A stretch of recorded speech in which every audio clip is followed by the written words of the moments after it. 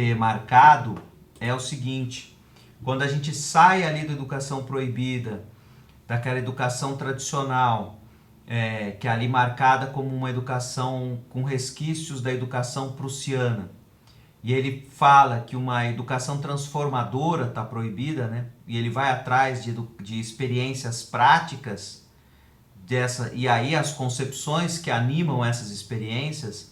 Eu espero que agora vocês tenham enxergado a nossa própria ida, entre aspas, já que a gente está no virtual, né?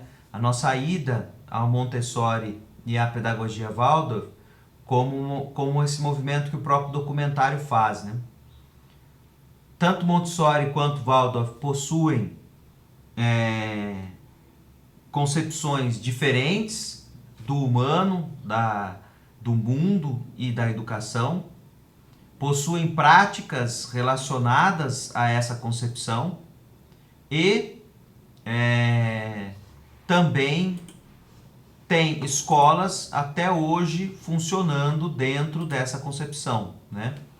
Obviamente que com as suas adaptações, já que essas teorias possuem 100 anos, né? Mais de 100 anos de existência. E como eu falei desde o início, a ideia sempre foi trazer esses autores e essas experiências para enriquecer o processo formativo de vocês. Mesmo sabendo que não é o objetivo tornar vocês professores montessorianos ou professores da pedagogia Waldorf. O Freinet, que eu espero que vocês tenham lido para a aula de hoje, vocês devem ter percebido no texto que ele já tem uma pegada bem diferente. Ele descreve técnicas, né? Então ele até faz uma crítica que não é um método, mas sim técnicas. E como técnicas elas podem ser atualizadas ao longo do tempo. Por isso que não é um método, porque ele enxerga o método como algo mais fechado, que não muda. E que essas técnicas ele mesmo usou na sua prática em escolas públicas francesas, né? Depois de 40 anos praticando, é que ele resolve sentar e escrever sobre elas. Então eu acho que ele, no fundo, é o educador que mais se aproxima da própria experiência que eu estou tentando propor aqui para vocês no curso. Qual seja, enxergar as técnicas pedagógicas dessa pedagogia contemporânea como técnicas que vocês podem, de alguma forma, trazer para a formação de vocês. E não se formar professores montessorianos da pedagogia Waldorf ou Freinet, né? Freinetianos, né? Ele critica, Heloísa, a Montessori porque ele acha que a Montessori é um método que ficou parado no tempo. Então, se você for pensar ali que ele propõe, por exemplo, a prensa tipográfica, ele ensina as crianças a usar a tipografia, e se a gente fosse atualizar hoje, se o Freinet tivesse aí, provavelmente ele ia ensinar a galera a montar um blog, a fazer um Twitter, esse tipo de coisa. Porque ele acredita nisso, nessa necessidade dessa movimentação, né? Então, ali, como o texto dele, inclusive, não é um texto de complexidade teórica muito acentuado, a crítica dele é só nesse sentido, né? Ele está dizendo assim, a escola montessoriana de hoje, do tempo que ele escreveu esse texto, né, nos anos 50, é a mesma de 30, 40 anos atrás. E a gente pode até dizer para ele, pelo que a Camila falou, que a escola de hoje, 2021, é a mesma ainda, né? Ou seja, ainda usa-se aqueles objetos que ela descreveu, ainda é daquele mesmo sentido. O Freinet faz uma crítica um pouco nesse sentido. Ele é um cara que ele quer a escola, ele acha que a escola deve se modernizar com o tempo, então ela deve adquirir novas técnicas com o tempo. Então é nesse sentido que ele é crítico. E eu acho que a ideia não é, inclusive, Heloísa e demais alunos, buscar um consenso entre os três. Muito pelo contrário. É oferecer os três como possibilidades mesmo, onde você pega ali o que você acha mais interessante. Então é até importante vocês perceberem essas nuances, né? Eu acho que o que eles têm de parecido é a valorização da criança como um ser humano, da criança como um ser que possui conhecimentos, vontades, que possui desejos, que tem um repertório próprio, que quer aprender, né? Que tem um desejo de aprender, e que o aprender não pode ser um sofrer. Acho que isso eles têm de parecido. Nenhum deles concebe o processo educativo como um processo de sofrimento, de aquisição de algum conhecimento ou habilidade em que você precisa, nesse processo, padecer, né? Portanto, deve ser uma espécie de autodesenvolvimento, como no caso da Montessori, né? Onde você ali tem técnicas em que a Montessori entendia que o próprio movimento natural do humano de entender o que é temperatura, forma, cor, para ela isso é natural. A gente só precisa criar um ambiente para a criança ter o objeto disso na mão. No caso do Steiner, ele tinha aquela concepção de mundo onde você deve introduzir a criança dentro dessa concepção, né? E de novo, vocês viram pela manifestação da escola também da Celina. Todo momento você não deve constranger a criança, né? A criança é sempre respeitada dentro dos seus interesses e nada lhe é imposto, né? E isso está no próprio Freinet também, que trabalha ali no começo do texto com umas coisas bem interessantes, que ele diz assim, a indisciplina, por exemplo, existe porque os professores oferecem um negócio que não é interessante para as crianças. Ele diz, eu resolvi o problema da disciplina das minhas salas, e aí de novo que é uma coisa interessante, porque diferentemente da Montessori e da pedagogia Waldorf, que criaram uma escola específica, e apesar de existir a ideia de escola Freinet hoje em dia, ele atuou em escola pública, né? Ele foi ser professor de escola pública. E diante dessa escola pública com dificuldades, entre elas a indisciplina. E essa coisa de pôr eles para, por exemplo, para produzir, né? Eles tinham que construir um texto, depois eles corrigiam esse texto juntos, e depois eles publicavam esse texto na prensa, onde eles tinham que, de fato, pegar ali a prensa como colocada, ela precisa ter aqueles... É como se fosse o jornal de antigamente, né? Você tem que achar os caracteres, formar as palavras, formar as linhas, montar o texto numa forma, passar uma tinta, pôr o papel e fazer a pressão. Por isso que é a prensa, né? Tipográfica. E é tipográfica porque os tipos são as letrinhas, né? Então, que é uma das técnicas dele, né? Eu acho uma das mais interessantes também, por exemplo, a ideia da aula passeio, né? De você circular com as crianças no entorno da escola, né? Ou naqueles equipamentos que, por exemplo, são da cidade, que são importantes para aquela comunidade. Então, acho que o interessante, e aí eu acho que o Freinet é aquele que mais vai ofertar e oferta possibilidades de trazer para a prática formativa, né?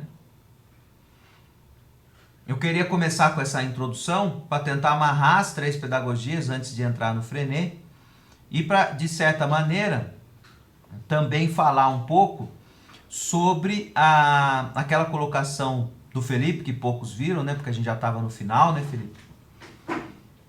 De que era como, de certa maneira, conciliar essas propostas pedagógicas da Waldorf e da Montessori, que a gente viu que tem toda uma escola por trás, né? Muitas vezes, inclusive, uma escola tida como elitizada, né? Com a formação para ser educador em escola pública, que é um outro perfil, né? Eu acho, Felipe, que primeiro de tudo é importante dizer que na minha concepção vocês não estão sendo formados para serem professores de escola pública. Vocês estão sendo formados para serem educadores, para serem professores de humanidades, e espero que depois aqueles que tenham interesse, espero que sejam todos, também de professores de filosofia, né? E uma vez formado professores, o campo de emprego de vocês é grande, né? A escola pública é o maior empregador. Se vocês passarem com o diploma, com ainda graduados, né? Hoje em dia não, por causa da pandemia, talvez, mas ainda sem estar graduado, passar na diretoria de ensino, pode ser que vocês peguem aula como eventual, porque muitas escolas possuem essas vagas, né? Eu, por exemplo, fiquei anos numa escola estadual, que era grande, que a gente tinha 18 salas de ensino médio, e a gente tinha em média de 5 a 6 professores eventuais, que eram jovens, alguns recém-formados, e que muitas vezes não davam conta das aulas vagas. Vocês, quem estudou em escola pública aqui, provavelmente deve ter um histórico de aulas vagas, né? Sem eventual. Então, o emprego público, né? A escola pública, ela é talvez o maior empregador de professores, né? No nosso estado. Mas não é o único, né? Vocês vão ter a oportunidade. Então, dentro dessa perspectiva, eu acredito que não seja bacana se limitar a entender que vocês vão ser só professor de escola pública. Vocês também vão poder atuar em escolas particulares, na rede municipal do ensino, que é uma outra realidade da escola estadual de ensino. Tem a rede federal de ensino, que é uma outra realidade, né, que são os IFES. Tem a própria rede técnica estadual, né, que não tem ensino fundamental, mas pode ter ensino no ensino médio, né, com a formação em filosofia, além das próprias escolas particulares. E não podemos deixar de fora a perspectiva de que licenciandos em humanidades, licenciandos em filosofia, né, licenciados, melhor dizendo, vocês ainda têm campo de atuação em outros setores da educação não formais. Por exemplo, educativos de centros culturais, né, educativos de SESC ou de demais centros culturais. Os educativos são aqueles monitores, né, que trabalham em exposições e que ali orientam o público ou fazem visitas guiadas. Isso tem um fundo pedagógico, né? Então, cineclubes, centros culturais. Então, o campo de atuação, às vezes, não é limitado apenas à docência e nem apenas à docência na escola pública estadual. Mas, independente disso, o que eu estou propondo para vocês, enquanto processo formativo, de formação de educador, é entender que existem possibilidades pedagógicas, existem pedagogos contemporâneos que ofertam ali um mix de teoria e prática do que fizeram em modalidades de escolas que ainda existem e que vocês podem trazer aspectos para o processo formativo de vocês. É esse o fundo que eu quero trazer. Ou seja, esse processo, a escolha de alguns, né, elementos pode acontecer na própria escola pública, né, em qualquer setor que você tiver na própria escola estadual. Né. O Oswaldo, até meu amigo que às vezes acompanha essa aula, né, que é professor de um IFE lá de Rondônia, né, mas fez filosofia na Unesp, aqui em estado de São Paulo, a gente estudou junto na Unicamp em algum momento, me lembrou aqui, né, conversamos sobre a aula num outro momento, né, sobre exatamente essa questão do quanto que a maioria, a própria Camila falou isso no início na exposição dela, e a Celina já tinha me falado, apesar de não ter falado para vocês. Mas tanto o Rudolf Steiner quanto a Montessori, muitas vezes não são lidos nos cursos tradicionais de pedagogia, né? E eu mesmo estou trazendo esses autores para vocês porque eu me senti influenciado por eles, né? Então eu já possibilito para vocês, de certa maneira, um viés de encontro com esses autores que não são comuns no processo formativo de licenciandos, né? Então, acho importante marcar que a ideia é ter esse mapeamento. Nesse primeiro momento, apareceram esses 3 autores contemporâneos, né, que eu estou focando mais. Não podemos esquecer que a paideia grega, Rousseau e a escola prussiana são outros 3 elementos históricos que também formam educadores. Eu diria que o modelo tradicional está mais próximo de versões atenuadas da educação prussiana. Versões atenuadas da educação prussiana exatamente pela presença de esses educadores contemporâneos que fizeram a crítica a essa pedagogia. Então, se você possui alguns elementos de diferentes no processo formativo, é por conta de alguma influência desses autores, né? Então, eu acho que essa questão de conciliação, Felipe e demais alunos, é uma questão de construção por parte de vocês, né? Construírem-se enquanto educadores, refletindo sobre os processos educativos que tiveram, não naturalizando a docência. Então, ser professor não é um dom, então não é algo que vem de Deus, de cima para baixo, você tem um dom e aí você não precisa estudar nada, você simplesmente é um cara genial que já tem ali, sabe tudo como dar aula. São técnicas, são procedimentos, são didáticas, são metodologias, são teorias e são práticas que vai se adquirindo e que vai mudando conforme o tempo, conforme você vai entrando em novas salas, enfrentando novos desafios, tendo que dar aula de novos conteúdos, né? Não achar que basta dominar muito um assunto que você já vira um professor desse assunto, que é uma coisa às vezes comum na docência, principalmente universitária, onde o cara é especialista, sabe tudo de algum assunto e a partir desse momento você acha que você já sabe ensiná-lo, né? Também, nesse caso, você naturaliza o ensino e você não tem o contato com essas técnicas, essas didáticas, essas metodologias do estar em sala de aula, né? Desse momento sala de aula. E também não basta copiar bons exemplos, né?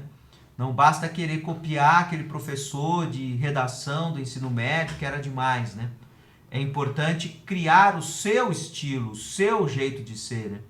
O seu personagem. Cada um de vocês tem que inventar esse personagem. E podem inventar outros personagens ao longo da trajetória de vocês, né? E lançar mão desses personagens conforme o caso, né? Vocês mesmos podem ser professores em diferentes instituições ao mesmo tempo, e aí elas vão exigir diferentes características desse personagem professor que você veste ao entrar em sala de aula. Às vezes o personagem professor de uma sala é diferente da outra sala, de acordo com aquele público que vocês estão lidando naquela, às vezes por ser primeiro, segundo e terceiro, né? Você não pode ser o mesmo professor no primeiro e no terceiro ano, na quinta série e no terceiro ano, né? Então, agora não é quinta série, mas é sexto ano. Do sexto ano e do fundamental e o terceiro ano do ensino médio. Você tem que ter didáticas, metodologias, técnicas que são diferentes. Então, de novo, pensando cada vez mais nesse trabalho final, o que eu quero é que vocês, e por isso todas aquelas atividadezinhas durante todas as aulas, né? Revisitem todas essas atividades que fizeram, né? Para conseguir recolher ali ideias, conceitos, noções, técnicas, metodologias de trabalho, para pensar que professor querem ser, revisitando o tipo de ensino que tiveram, né? Eu acho que um caminho para pensar que professor querem ser pode ser feito a partir da revisão agora, municiados desses conceitos, dessas técnicas que a gente leu no curso, fazer uma crítica do tipo de educação que tiveram e do tipo de educação que passaram, né? É um pouco por aí que eu tenho pensado essa avaliação final de vocês, que a gente vai voltar a conversar sobre ela no dia 28, né? Após a conversa tanto com a Lenita e com o feriado, mas que quem já começar a fazer o trabalho e tiver dúvida é só entrar em contato e perguntar. Certo, pessoal?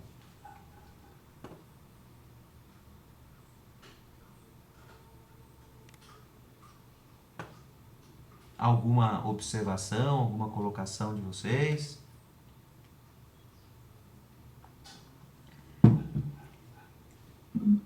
Oi, professor, bom dia. Bom dia, Felipe. Só queria dizer que, de fato, eu concordo com você. Eu acho que não é uma formação exclusiva, né? Ela, inclusive, na verdade, a formação da UFABC, eu acho que ela é até nesse sentido que você mostrou, né? A gente está tendo contato com coisas que tradicionalmente não são tidas em cursos como esse. Então, ela, ao contrário de ser uma formação que afunila nossas oportunidades, né, que nos coloca em poucas oportunidades, na verdade ela faz o contrário, né? Ela amplia. O que eu comentei naquele momento foi mais por conta de algo que eu senti ao longo do planejamento do curso, né, da proposta do curso, dentro do projeto pedagógico, inclusive, que eu tive quando eu tive contato antes de ingressar. Mas, com certeza, não é algo exclusivo, acho que a gente tem muitas possibilidades. Um pouquinho Se, do que você disse, professor. Sim, o projeto cita ali, né, o ensino de história e geografia no ensino fundamental, né? E no caso nosso aqui também, no meu caso, que eu sempre falo disso, porque é o professor, sou professor da filosofia, da licenciatura em filosofia para o ensino médio. O que abre, inclusive, essa possibilidade, né? Em algumas escolas, com o diploma de filosofia, que vocês vão poder atuar no ensino médio, eventualmente podem pegar aulas de história e geografia também no ensino médio, né? Então, o diploma de filosofia, continuar depois da licenciatura em filosofia, seria importante por conta disso, para abrir o ensino médio. Mas o que eu queria, né, dizer é um pouco uma mensagem minha como professor do curso, né, Felipe, de que não vê a escola pública como um destino, mas vê a escola pública como uma opção, né? E inclusive, assim, a opção que vai estar de porta aberta quando vocês se formarem. Isso você pode ter certeza. Tanto no sentido de trabalhar como eventual, né? Nesse interim, vamos dizer assim, quanto quando houver concurso e poderem prestar um concurso e entrarem, né? Então, ela não é o único destino, né? Ela vai ser uma das opções e com certeza aquela que vai estar talvez mais facilmente de portas abertas, apesar de perceber que muitos dos meus alunos da licenciatura em filosofia encontram estágios em escolas particulares da região, né? Colégio Argos, para falar um para vocês, Colégio Vilari, por exemplo, porque eles têm filosofia desde o ensino fundamental, por exemplo, já tem vários alunos que foram fazer estágio nessas escolas. E entre outras escolas particulares da região, que não essas de regimes de ensino, né? COC, Objetivo, essas geralmente deixam a filosofia de lado, na verdade, né? Agora, escolas particulares que têm né, um outro perfil, um outro cuidado, mesmo não sendo pedagogias como a que a gente tem estudado, elas privilegiam muitas vezes a filosofia. Então, às vezes perto ali do ABC já tem, né, essas opções, mas com certeza a escola pública é aquela que vai estar com certeza aberta por esse cenário. Eu acho que muitos de vocês aqui devem ter tido muita aula, quem fez escola pública, né, teve muita aula com professor eventual que era recém-formado, não? Para quem fez escola pública. Muitas vezes nem da área era, né? Bom, pelo menos ninguém respondeu, mas eu vivenciei muito isso como professor, né? Enquanto eu era professor ali tinha muitos eventuais. Acho que nesse ano de pandemia não está tendo nenhum, né? Porque não está tendo aula presencial, mas em algum momento vamos voltar, né? Eu fui aluna de escola pública quando tinha aula vaga, assim, muitas vezes realmente entrava, ou era aula vaga, né? Como você falou, a gente não tinha aula nenhuma, e aí a gente ficava sem fazer nada a aula inteira. Ou entrava, muitas vezes acontecia de entrar um professor que nem sabia direito a matéria, ou era de outra matéria, e a gente ficava sempre, perdia aquela aula, né? Faltava realmente professor, assim, e a gente ficava. A gente comemorava porque era na época de adolescente, então pra gente estava tudo certo ali. Se não tivesse aula, estava tudo certo. Pra gente não ter aula vaga era sinônimo de alegria na escola. Mas assim, hoje em dia eu olho e penso, é o sinônimo do fracasso escolar. Assim, eu penso que não é bem para se comemorar, mas na época era uma coisa de nossa, aula vaga. A gente amava a aula vaga, só que isso me atrapalhou muito, assim, porque nas escolas particulares não tem isso, né? Pelo menos nas boas escolas particulares, eu digo, né? Isso não acontece, não tem um professor bom lá para substituir e tudo mais. E aí, hoje em dia, eu sinto que isso acabou fazendo com que a gente se prejudicasse, né? E acontece muito mesmo, porque às vezes o professor que está ali eventual, né, é de outra formação, né? Sei lá, o cara é de biologia e faltou a professora de português. Ou como a Débora colocou aí, passou quase o ano inteiro sem sociologia, né? E aí eu penso até no seguinte, que é o quanto às vezes certas dinâmicas que vocês podem elaborar e ter como aulas, né? E aí é dinâmicas mesmo. Para lançar a mão desse momento, né? Que é chegar numa sala, o conteúdo, você não vai dar aula de português mesmo, você é formado em humanidades, você está lá como eventual e a aula que vagou é de português. Você não vai lá falar sobre a sintaxe, sobre paroxítona, sobre nada. Mas aí você lança a mão de uma dinâmica, né? Você pode criar, inventar ali recursos, né? Ter um conjunto ali de situações que possam, né, fazer sentido, né? Que é da sua área, que faz parte do seu repertório, que você cria, inventa, né? Sei lá, um tema para um debate, organizar um debate dos alunos sobre um acontecimento, uma situação, ou ter um fragmentozinho de texto e ler com eles e discutir, né? Enfim, ou uma dinâmica mesmo, um jogo de caça-palavra, dependendo da idade das crianças. Por exemplo, se for pensar no ensino fundamental, algumas dinâmicas como apresentadas aqui na própria pedagogia Montessori e Waldorf, né? No sentido de pensar algumas situações que você cria ali, que você pode lançar mão ali, né? Essa ideia de vamos ter uma conversa aí não é o exemplo do debate que eu dei, Fernando, esse é o exemplo do debate picareta, né? Em filosofia, por exemplo, eu combatia muitos professores que transformavam a aula de filosofia numa aula de debate.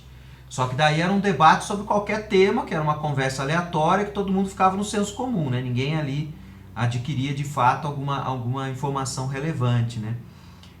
Esses professores, muitas vezes, estão amarrados pelo próprio processo formativo deles, de nunca terem pensado essa situação. Eu já estou aqui desde o primeiro ano de vocês, colocando essa situação de cara, né? Vocês podem cair nessa situação, daí vocês vão fazer o quê? Aí que entra a normose, Felipe, aí que entra essa ideia de que vocês vão continuar o que está acontecendo, né? Eu estou já dando uma sugestão, vocês podem ter aí uma dinâmica, né? Pensar em dinâmicas. Eu fazia isso para as aulas que às vezes eu dava no noturno de sexta-feira, né? Quem fez noturno sabe que sexta-feira ou não foi na aula ou quando ia tinha poucos colegas, né? Aí eu tinha, por exemplo, como eu dava aula de filosofia, né? Eu tinha um livrinho que era só de citações de filósofos, então só tinham parágrafos curtos, né? E aí eu já tinha pré-selecionado vários, né? Que tinham relação com as situações de aprendizagem do Estado de São Paulo. E aí nas sextas-feiras, que inclusive acontecia o fato de assim, numa sexta ia 4, 5 alunos, na outra sexta iam 6, 7 alunos. E muitas vezes os 6, 7 dessa sexta não eram os mesmos 4 e 5 da outra, mudavam de sexta para sexta. Não sei se quem aí, a Débora, que falou que estudou noturno, não sei se era assim o dela também. Mudava, né, de sexta para sexta, né? Então, esses 4 alunos, quando iam, Débora, eu não batia papo com eles, até porque a diretora lá não deixava muito. Então eu pegava essas citações, punha na lousa ali, era um parágrafo, era um texto do Rousseau, um texto do Locke, um texto do Deleuze, um texto de diferentes autores, que não era nem eu que selecionei, já tinha selecionado nesse livro de citações filosóficas. É que eles estão lá no FBC, não estão nem aqui, senão eu mostrava para vocês. E punha o texto na lousa, promovia ali, porque como ele estava conectado, a minha outra aula da semana era na segunda, na terça, então os alunos de alguma forma tinham o conteúdo. E aí sim a gente conversava, punha questões, é isso que eu estava tentando chamar de uma espécie de dinâmica que funcionava, né? Eu nunca fui eventual, mas criava essas dinâmicas, né? Uma outra atividade que eu fiz, e também não tá... Ah, não, tá aqui sim o livro, vou pegar aqui para vocês.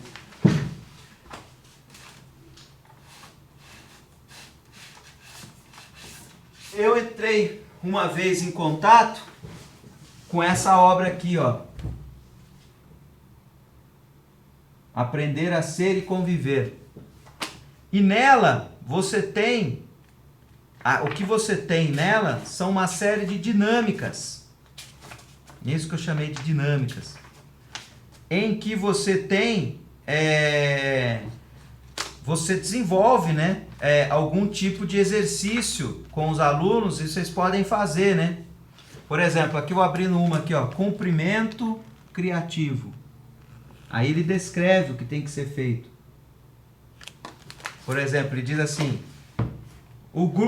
separar o grupo em círculo em pé. O facilitador explica ao grupo que quando a música tocar, todos devem movimentar-se pela sala de acordo com o ritmo dela. Isso aí fazer com 45 alunos não funciona, mas com 5 é perfeito. Você bota 5 alunos numa aula do noturno, todo mundo ali entediado, para circular. E aí, né, ele pede para as pessoas se cumprimentarem com os cotovelos, com o joelho, com as costas, com a ponta do dedo e tudo mais. Daí depois ele vai lá e faz uma plenária. O pessoal, como é que foi fazer esse exercício? Você gostou? Como é que foi fazer esse cumprimento criativo? Esse é só um, né? Pode parecer bom, mas tem vários nessa obra. Então, por exemplo, fica aí uma, né? Tem vários tipos de atividade. O livro não é pequeno.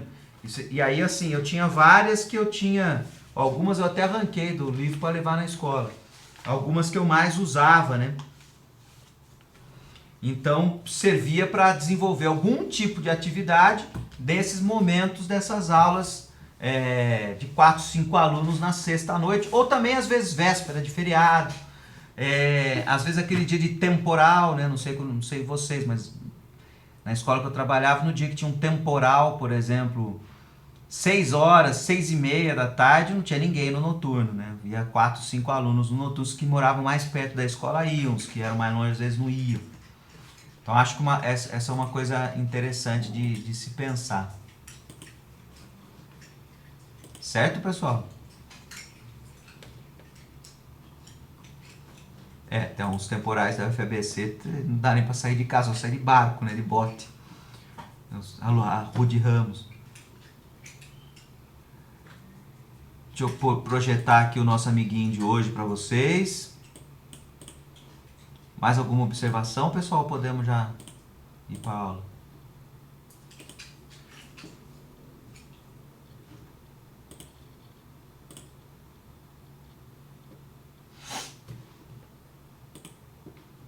Vamos lá, então?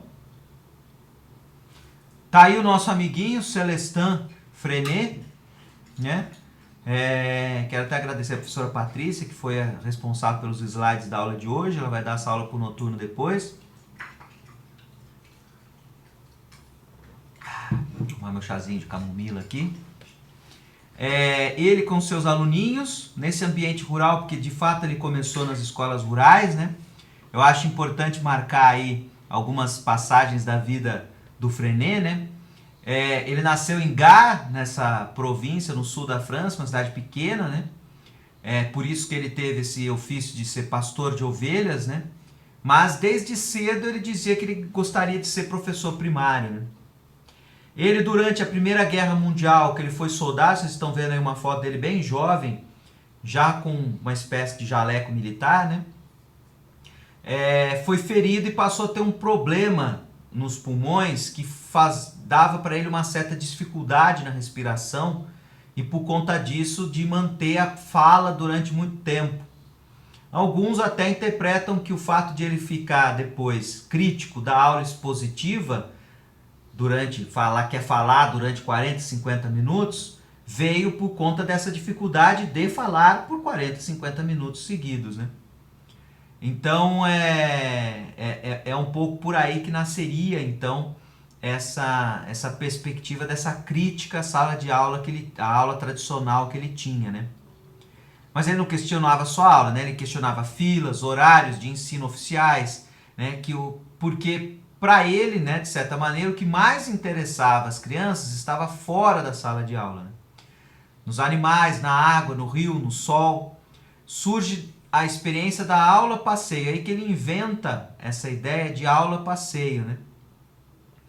Em que, de fato, ele saía para passear com as crianças, né? Hoje em dia, algumas pessoas já transformaram essa ideia em aula descoberta, né? Essa ideia de você sair para circular. Por exemplo, os próximos alunos desse curso, talvez a gente faça aulas passeio, onde a gente visite alguma escola montessoriana, alguma escola da pedagogia Waldorf, alguma escola Frenet, Esse era um plano original que eu teria para essa disciplina, que não foi possível e que acabou virando essas conversas, né? Com a... Dá um jeito de levar vocês também com a outra turma, Felipe? Podemos tentar, né? Espero, né? Vamos esperar que essa pandemia de alguma forma acabe, né? Vou ficar com esse compromisso de levar vocês também nessas aulas passeio. Eu acho sensacional. Eu, por exemplo, dei aula para uma turma, acho que eu já até falei para vocês aqui, né? Com aula de um instituto tecnológico do IFE, né? O pessoal fazia mecânica e eu fui com eles na empresa elétrica, na Sabesp, né? Fui com eles numa fábrica que fazia faróis de carro, né? Para que eles com esse espírito de aula passeio e de fato, assim, experimentando isso na prática, eu percebi que você primeiro tem isso que está embaixo da foto, você amplia o vínculo com o próprio professor, né? E segundo, que dá vivência de fato para aquilo que você está de alguma maneira, porque não é uma aula passeio simplesmente você sair com os alunos e dar um rolê, né? É você de fato ter ali. Para o aluno pode ter essa impressão de que ele está dando um rolê, mas você pré-planejou isso e você tem um objetivo de concretizar algum conteúdo, algo que tem uma função pedagógica. E digo para vocês de novo uma coisa que eu acho que eu não disse de novo, disse para outra pessoa, eu estou me confundindo. A TV Globo tem um canal, né? Que ela dedica a essas questões do terceiro setor como um todo, né? Terceiro setor são as ONGs, né? Todo esse trabalho, e que chama Canal Futura, não sei se vocês conhecem esse canal. Entre outros programas que eles têm lá, um deles se chama Escolas Inovadoras.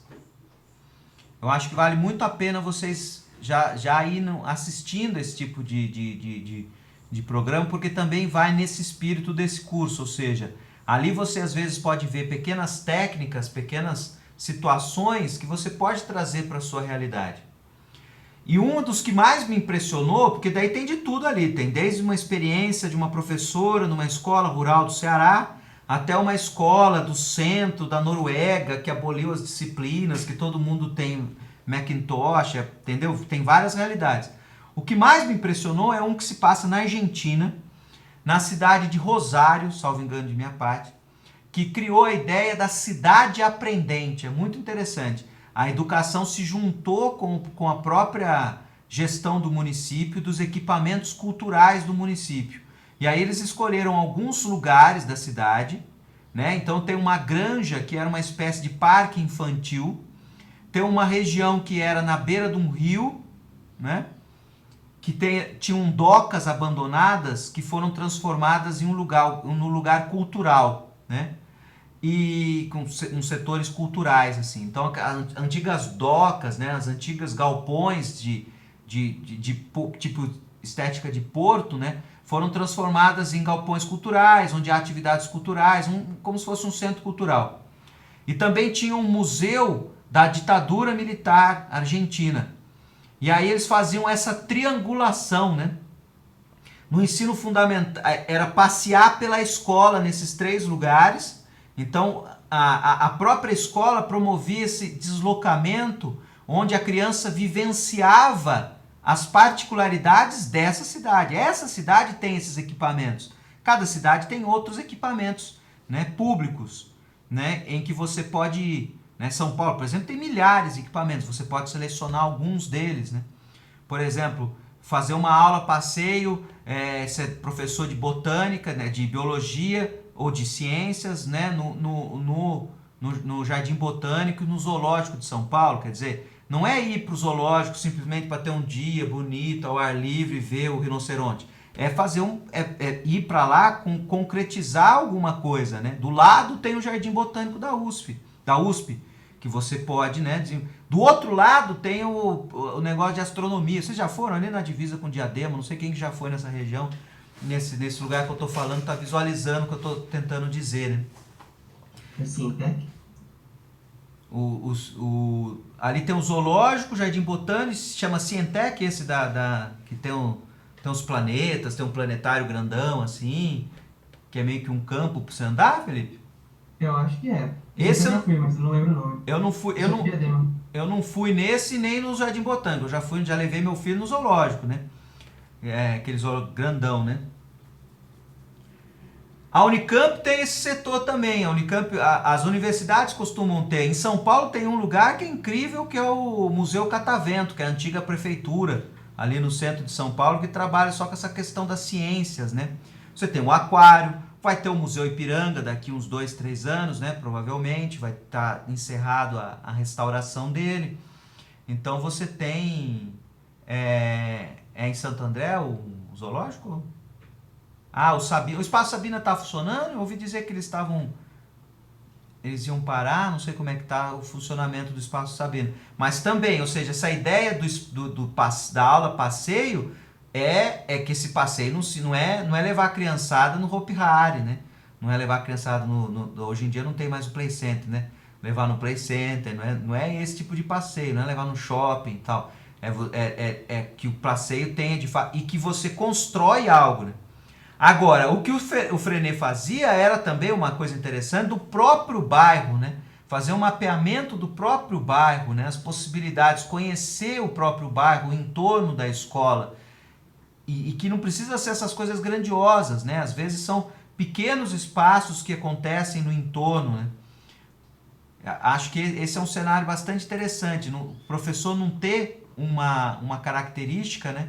De ser um cara que vem com o seu carro de um bairro, entra na sala da aula, o cara vai embora, né? Não conhece nem o entorno, né? Selecionei aqui um trechinho do texto que eu deixei para vocês, ó. Tudo isso, começa aqui, né? Tudo isso conferia menos austeridade à escola, mas ficava, por assim dizer, à margem da nossa verdadeira vida. A questão do ensino tradicional, né? Porque o texto está cortado. Ora, era esta vida que importava e que nos era preciso descobrir. São as crianças que, infatigavelmente, nas atividades de uma aula em que cada uma pode livremente manifestar a sua personalidade, a propõem, a ditam, a impõem. É Joseph que coloca em cima da mesa as riquezas de que seus bolsos estão juncados. É Paul que tem dificuldade em afastar o seu gato que o segue até a escola. Luiz, o pequeno estranhador que quer contar sua viagem a Pégomas. São as aventuras da família, nos campos ou na fábrica. Toda essa vida não revelada que agita a miudagem e que se traduz através de gestos, gritos, desenhos, angústia, riso e lágrimas. Vida múltipla e de uma variedade infinita que tínhamos agora a possibilidade de descobrir, de fazer desabrochar, de explicitar e de explorar. Então essa ideia de trazer a vida para a aula é tanto no sentido da aula passeio, que é sair da escola e encontrar a vida do entorno, né? Quanto fazer as crianças falarem sobre a vida delas nos textos livres, que é aquilo que ele propunha como modelo de aula, como situação de aula inicial para as crianças.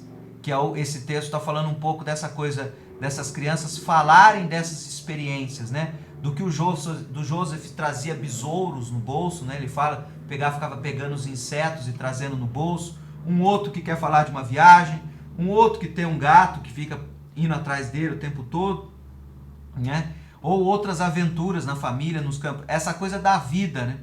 E ao mesmo tempo, então, que a criança contava sobre esse entorno no texto livre, ele também passeava com as crianças para ir conhecer esse entorno. E daí depois, com a ideia da correspondência entre escolas, porque esses textos livres que as crianças construíam, depois eram selecionados os melhores, eram tipografados, né, eram prensados e viravam um jornal escola. E esse jornal era enviado para outras escolas que enviavam um deles, e aí eles passavam a conhecer e trocar essas realidades. Esse é um trabalho interessante, que é a correspondência escolar. Então, ó, tem aí várias técnicas, Freinet. A aula livre, né? A correspondência escolar, a prensa tipográfica. Essas são as técnicas Freinet. No fundo, não é nada muito mirabolante. E aí ele acha que ele estava modernizando a escola porque ele estava trazendo a prensa para a escola, né? Isso lá nos anos 30, 40. Essa troca permitia que eles conhecessem e repertoriassem esse entorno. E isso para ele que era, de certa maneira, trazer a vida para a sala de aula, né? E não mais o manual escolar que para ele não tinha vida, né? Desculpa. Aqui tem um dado interessante que de 33 a 34, né, durante um ano, aí essas aulas passeio dele criaram um incômodo, né, porque ela se dava nas escolas públicas, e ele chegou a ser afastado, mas logo voltou, e em 35, inclusive, ele funda essa escola Freinet de Vence, né, que é uma outra cidade, a gente já vai ver uma fotinho dela, né. E aí também aqui tem essa ideia, né, que ele frequentou muitos congressos e percebia que as teorias dependiam de qualidade material das escolas e que queria uma pedagogia para todos. Todos os tipos de inteligência, de caráter, de posições sociais distinta, uma educação popular, né? Então, de certa maneira, também ele, com o tempo, ele vai tentando criar essas técnicas que não dependam de materiais caros, né? Como a prensa poderia significar num primeiro momento, né? Em 35, então, ele funda aí, e hoje essa escola Freinet de Vence, tá aqui um desenho dessa escola, né? Na época dele, né? Ela tinha essa arquitetura diferentona, né?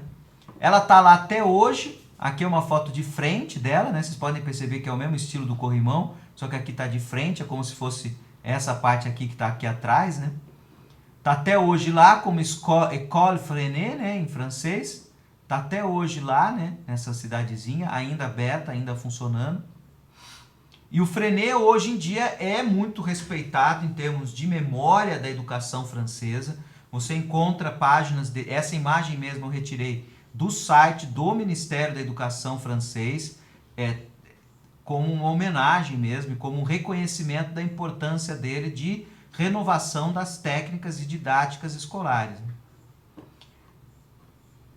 Escreveu seu legado teórico apenas no final da vida, depois de 40 anos de trabalho em escolas. Eu acho que esse é um ponto também bastante interessante de destacar, principalmente se comparar aos outros dois autores que nós estudamos, né? Principalmente o Rudolf Steiner, que tem toda uma concepção filosófica construída em anos de construção da sua teoria antroposófica, e aí constrói uma pedagogia. Quanto a Montessori, que por mais que ela tenha feito livros sobre a sua prática, ela fez desde o primeiro momento, ela construiu a sua pedagogia científica, né?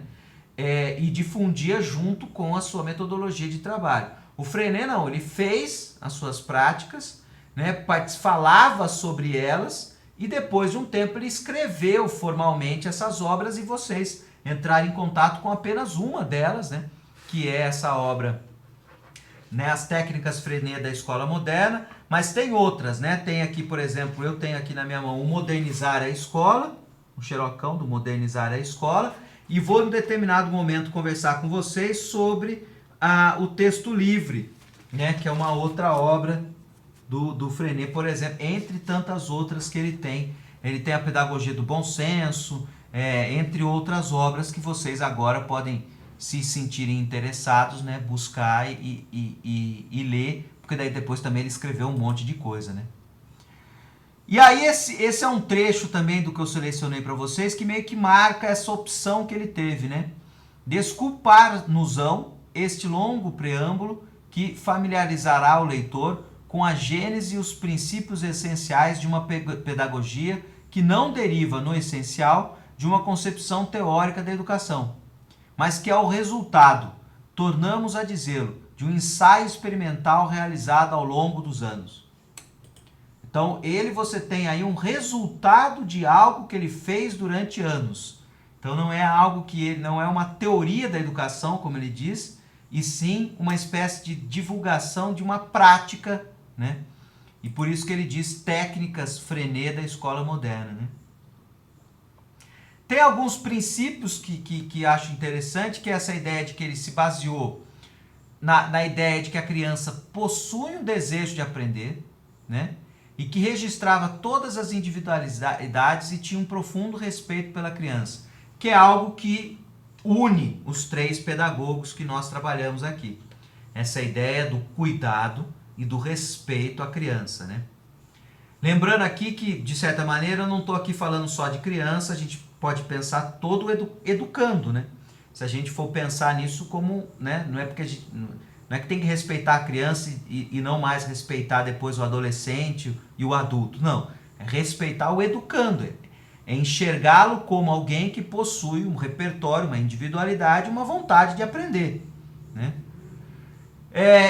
Tá uma informação de que na Segunda Guerra ele foi preso e sua escola desmantelada. Lembrando que a França, ela assina um tratado de paz com o governo nazista, né? E por conta disso ela cede o seu poder de gestão do próprio país, né?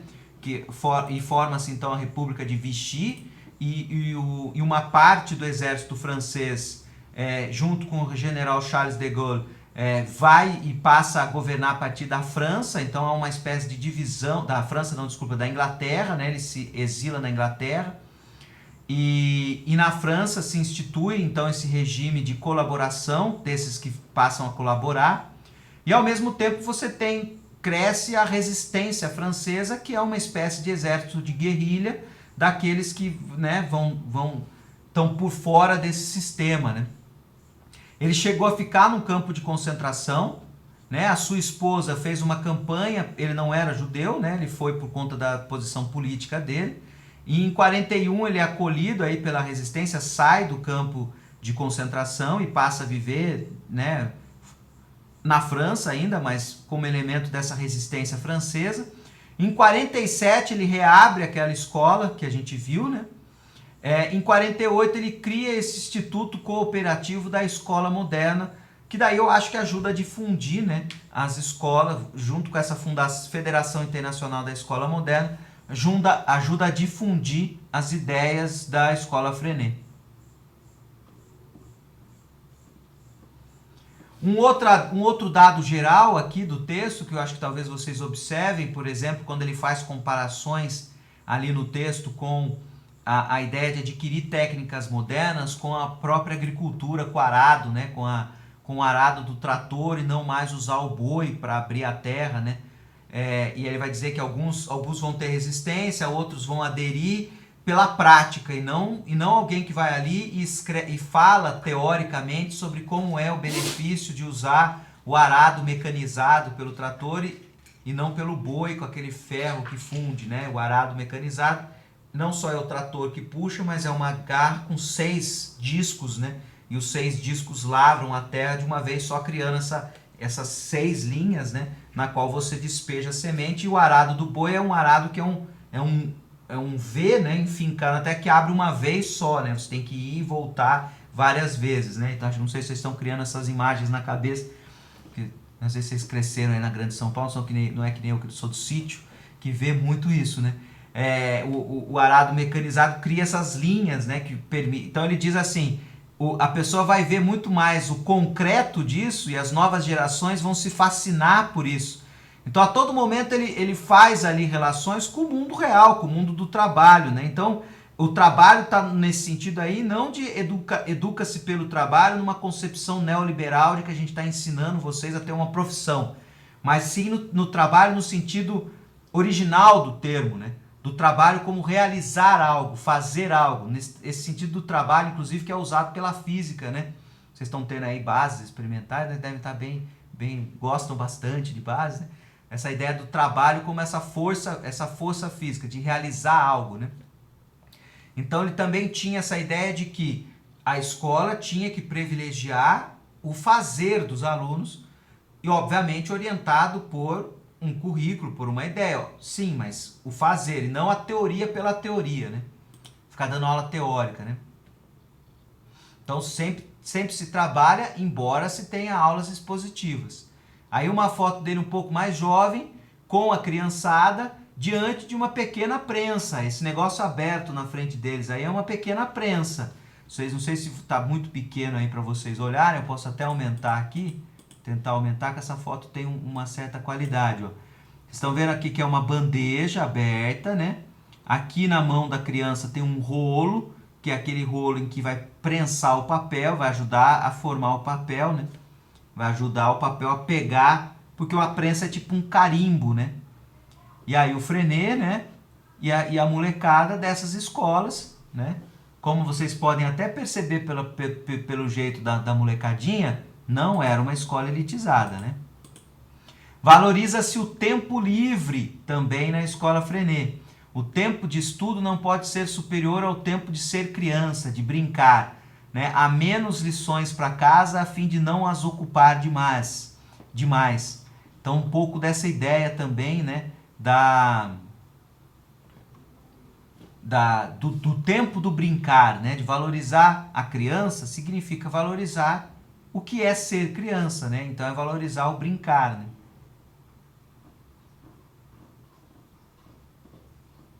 Mais uma frase que eu resolvi pensar da obra para trazer aqui para ilustrar para vocês.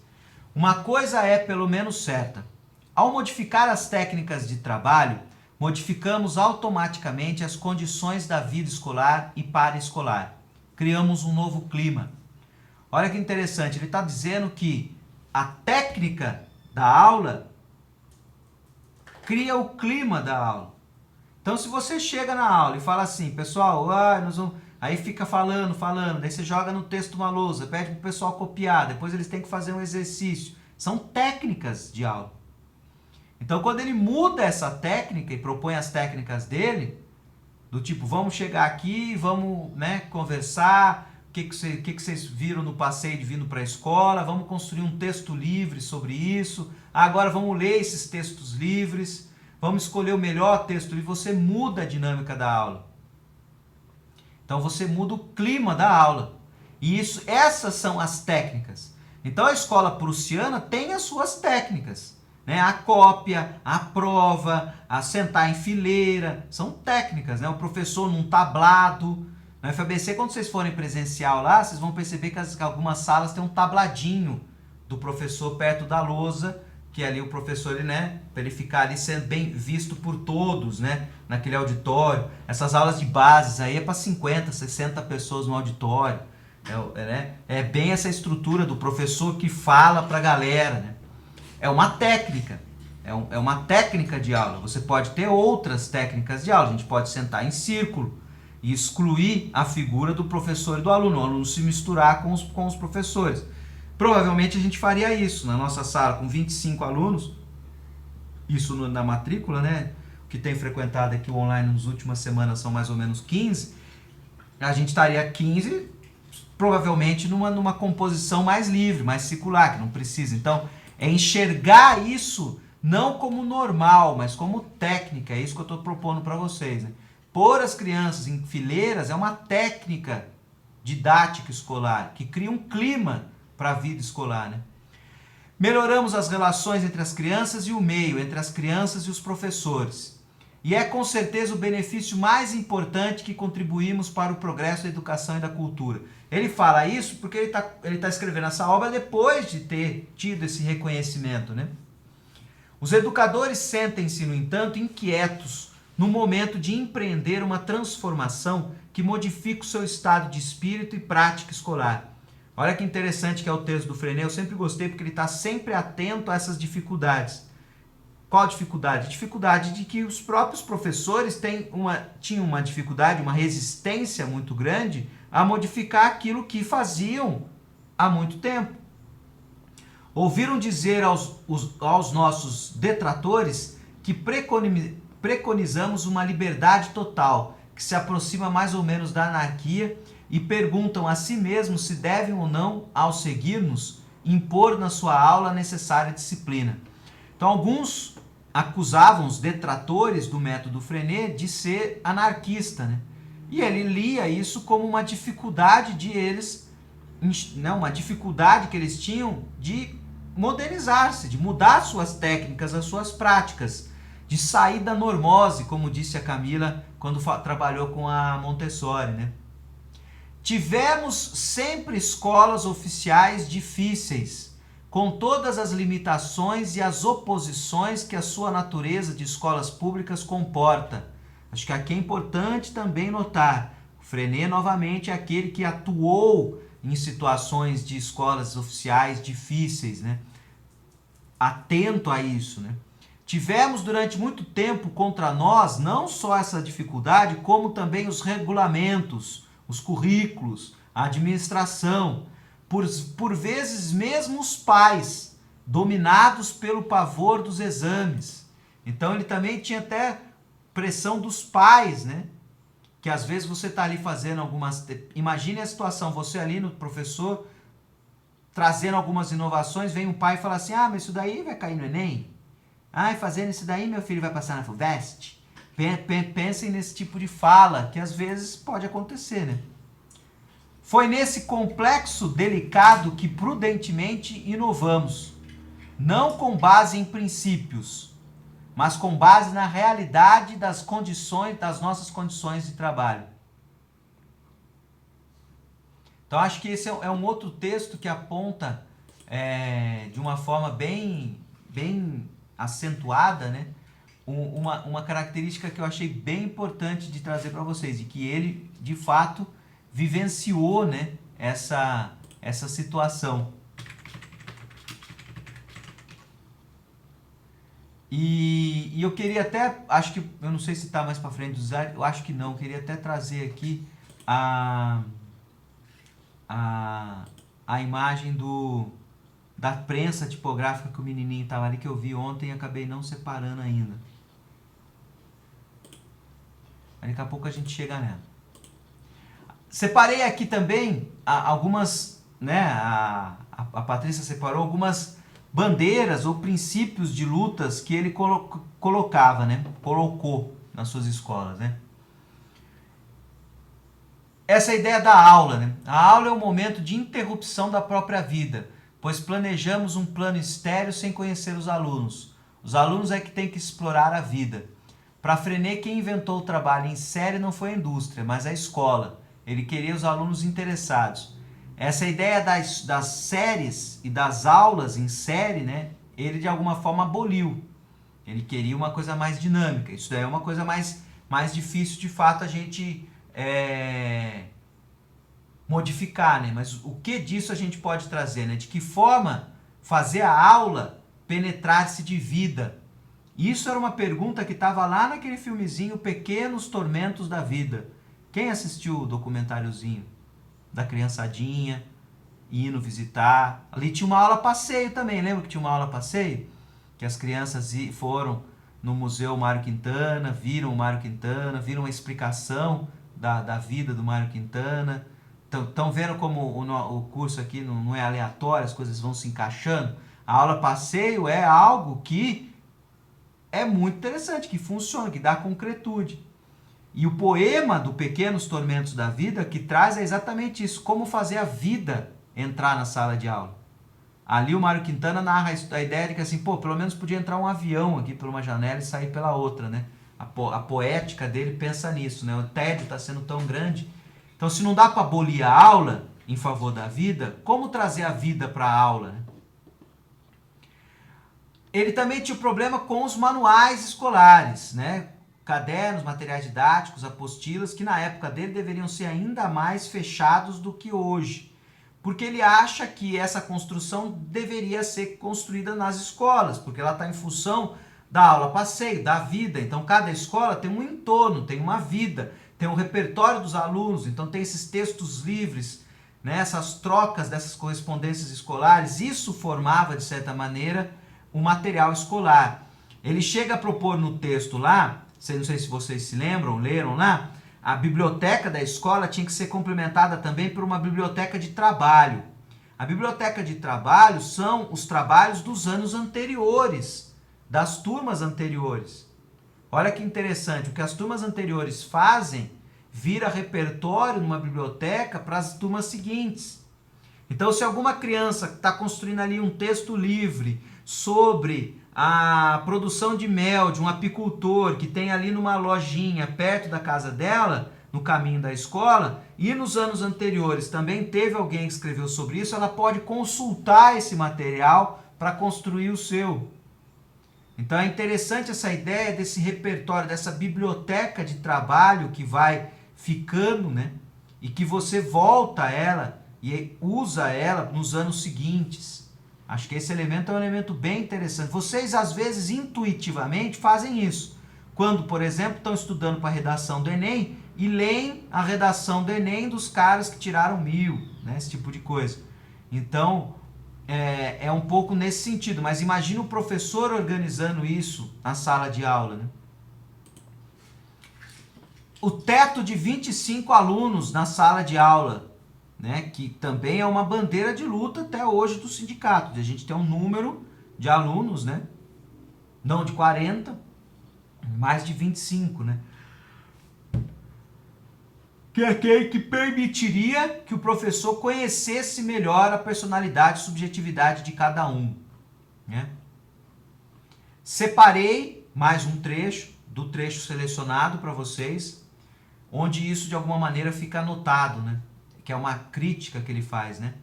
As aulas tradicionais, centradas em regulamentos uniformes e numa prática escolar ditada pelo meio escolar e pela tradição, parecem-se todas na disposição dos bancos, na presença da cadeira do professor, na conservação dos cadernos, na prática e conteúdo das obrigações e das lições, previstas antecipadamente pelos programas, pelas circulares e pelos manuais escolares que as complicam e agravam. A parte do professor e também a parte da criança são aí reduzidas. Isso não quer dizer, no entanto, que apesar desses elementos limitativos da iniciativa, um bom professor não possa tornar uma aula interessante. Há dons pessoais que superam as dificuldades e reduzem, na mesma proporção, os prejuízos causados por uma pedagogia pejorativa. No entanto, isso constitui uma exceção. Olha que interessante. Há dons pessoais que superam as dificuldades e reduzem na mesma proporção os prejuízos, mas isso constitui uma exceção. Aquele que tem um dom genial de ser professor e que consegue, apesar de todas as limitações, ter uma aula interessante, é uma exceção. O que o Freinet está propondo aqui é que há técnicas para modernizar a escola e tornar a sua aula interessante, que os educadores podem se formar numa grande quantidade de educadores. Então, de certa maneira, há aqui uma espécie de crítica a essa noção do dom de transformar a sua aula interessante, para a ideia de que é uma exceção, poucos têm o dom. Esse dom genial de intuitivamente conseguir fazer a sua aula ser super interessante para grandes grupos de alunos. Mas sim que é possível desenvolver técnicas para que isso se torne possível. O defeito principal da lição a ser dada, aqui continuando um trecho dessa crítica aos programas, à aula, à escola tradicional como um todo, né? O defeito principal da lição é ser dada pelo professor que sabe ou pretende saber a alunos que se supõe que nada sabem. Então é isso que une, por exemplo, o Freinet com a Montessori e o Steiner, né? Não entra na cabeça de ninguém a ideia de que a criança, com as suas próprias experiências e os seus conhecimentos diversos e difusos, tem também alguma coisa para ensinar ao professor. De novo, aqui ele trazendo a partir de uma outra perspectiva, obviamente, de que a criança possui suas próprias experiências e conhecimentos e que ela também tem algo para trocar com o professor. Ela também tem uma visão de mundo, opiniões, vontades, vida. Ela também tem vida, né? Então, acho que esse ponto também é um ponto que une, é o principal ponto que une os três pedagogos, que são muito diferentes nas suas práticas e que, de certa maneira, possui até uma crítica, às vezes, como a Heloísa apontou, que num determinado momento ele fala mesmo, ele faz uma crítica ao método Montessori, porque ele acha que o método ficou engessado, né? Alguns pilares que a Patrícia selecionou aqui para a gente discutir nos nossos slides. O aprendizado por meio do trabalho, né? A prática experimental, que a gente já comentou aqui. O protagonismo dos estudantes, dentro dessa perspectiva de que eles possuem o que falar, eles possuem vontade, né? Consideração da comunidade, da realidade em que as crianças estão inseridas, essa ideia do entorno, essa ideia da necessidade dessa comunidade, dessa aula, né, a aula passeio, de circular, de conhecer, de trazer a comunidade para a escola. Isso é muito importante na pedagogia Freinet, é isso que para ele traz vida. A escola não pode ser um instrumento isolado de aplicação de um currículo universal proposto pelo Estado inteiro como homogêneo, né, para todos. A avaliação por meio de tarefas compartilhadas. Criar um jornal, por exemplo. Criação que tem um impacto na comunidade e essa comunidade escolar avaliará a partir do processo. Apesar do trabalho coletivo, a avaliação é individual de acordo com o progresso individual. Essa questão depois a gente pode ver até materializada melhor quando a gente conversar com a educadora da pedagogia Freinet. Apesar de que na pós-aula de hoje eu já selecionei alguns videozinhos de uma escola Freinet que divulga os seus trabalhos no YouTube, para que vocês vejam um pouco desses trabalhos nesse material, né? Aqui mais um exemplo de como colocar esse jornal de parede, né? Que é um jornal mural, o jornal de parede, que ele inventou, mais uma dessas técnicas, né? Constituído aí de 3 envelopes, né? Eu proponho, eu critico, eu felicito. São 4 envelopes, melhor dizendo, não 3, né? E eu pergunto, com um bloco de cada lado, né? E as crianças preenchem ao longo da semana. No fim do período, na reunião solene da cooperativa, decorada com afinco, elege-se o coordenador e o relator.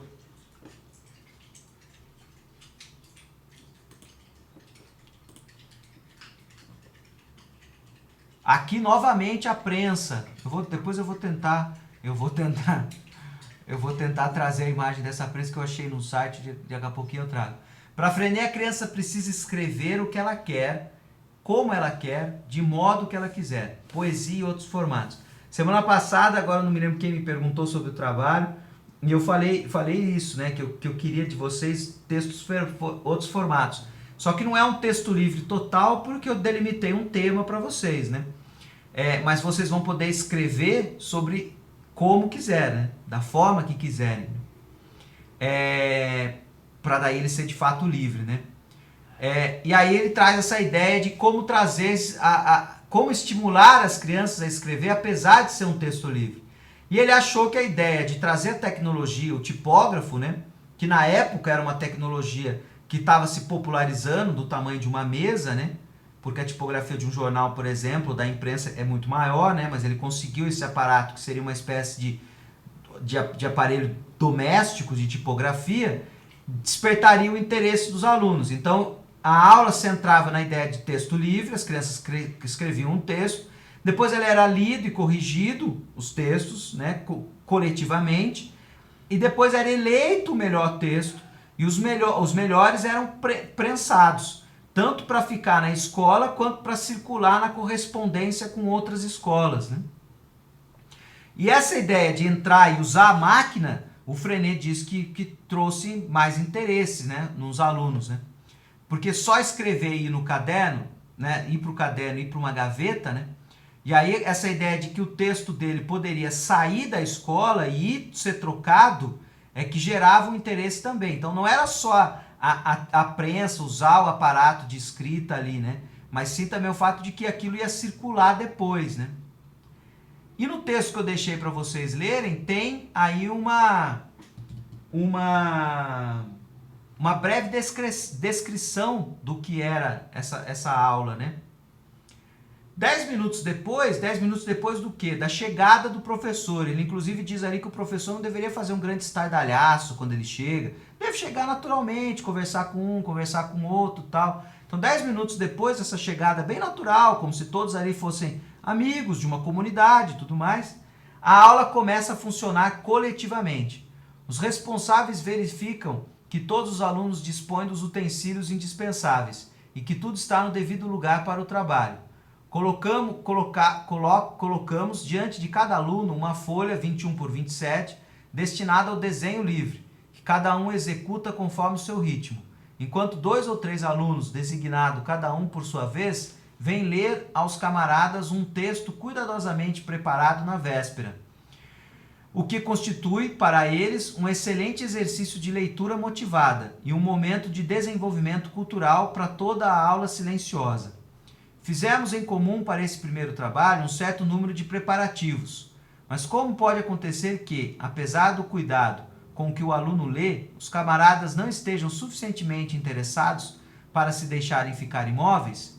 Como não queremos obrigá-los pela força, pela autoridade a cruzar os braços, damos-lhes a liberdade de escolher uma atividade silenciosa, desenho, procura de documentos, redação de um texto de atualidade, o que não os impede de escutar e de prestar atenção logo que o texto lhe interesse. Então, olha que interessante, ele fala aí de várias coisas que estão acontecendo nessa dinâmica da aula, mas uma delas é que não tem uma autoridade, né? Então, por mais que ele tenha esse trabalho do texto livre depois ser lido, né, por todos, ser lido por todos, não, desculpa, ser lido pelo aluno que o redigiu, e para a sala toda, e se ele, né, se tem alunos que não estão interessados no que ele está fazendo, ele deixa que façam outras atividades silenciosas, né? Por isso que, de certa maneira, aquela crítica de que alguns viam nisso uma espécie de anarquia, né? A partir da divulgação dessas experiências, foi criado um congresso de professores que usavam a imprensa na sala de aula. E um desses professores do norte da França enviou, junto com seus estudantes, uma das cartas impressas por eles, como forma de agradecimento. As crianças de Freinet, tão logo receberam a carta e se emocionaram, decidiram respondê-la. Deu início aí a correspondência escolar. Então isso tá contando como surgiu para ele a ideia dessa técnica de aí pegar esse jornal que a escola fez para eles e para a comunidade e trocar com outras comunidades e que depois vira uma prática. Para mostrar para vocês, inclusive, que também essas técnicas que ele vai construindo ao longo do tempo, elas vão acontecendo, né? Não é tudo de uma vez só. A gente está lendo uma obra de um autor que escreveu depois de 40 anos de prática. E ao longo dos 40 anos, essas práticas vão sendo inventadas, né? Todos os dias tinha 2 ou 3 crianças que queriam apresentar seus textos e os demais comentavam. E escolhiam qual corrigir, sugerir, inserir com a autorização do autor. Aí imprimiam. Com Freinet dispensa-se a apostila ou a cartilha, pois eram incompatíveis. As crianças passam a fazer suas próprias cartilhas. E aí no texto que eu deixei para vocês, ele dá um exemplo de que daí a criança escreve com erros, e aí o processo de correção dos erros do texto livre da criança é que se aprende, por exemplo, gramática, que se aprende a língua francesa no caso deles, ou a língua portuguesa no nosso caso.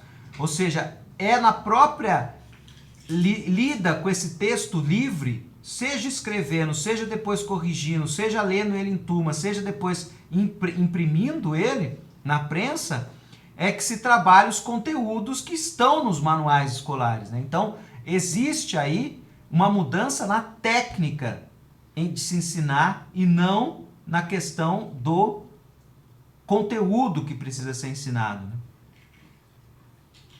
Aqui tinha algumas fotos já de escolas mais modernas, né? Dessa ideia, né? do livro da vida, né?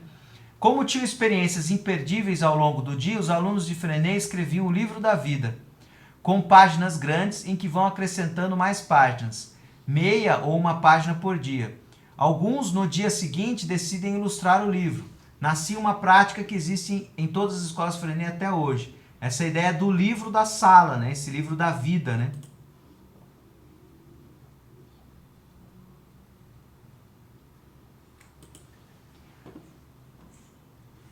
Por isso que, de alguma maneira, esses últimos slides aqui, alguns desdobramentos do Freinet nas escolas atuais, que depois a gente, com a educadora, e nos vídeos que estão selecionados na pós-aula aí, vocês vão ver, nos vídeos são os próprios alunos comentando o que eles fazem no dia a dia. Depois, com a educadora Lenita, a gente vai poder, né, desenvolver ainda mais algumas dessas que podem. Aí, de alguma maneira, de novo, possibilidades, né? Então, aí algumas possibilidades que vocês podem trazer para o trabalho de vocês como um todo, né? Ateliês a ideia do Freinet na escola era de que a escola também era organizada como uma espécie de ateliê. Então, como existe muito trabalho manual, existe o desenho, a prensa, então você precisa também reservar esse lugar, né? Hoje em dia a gente poderia, por exemplo, né, antigamente a gente usava o mimeógrafo, por exemplo, que é outro instrumento de reprodução de um texto, né?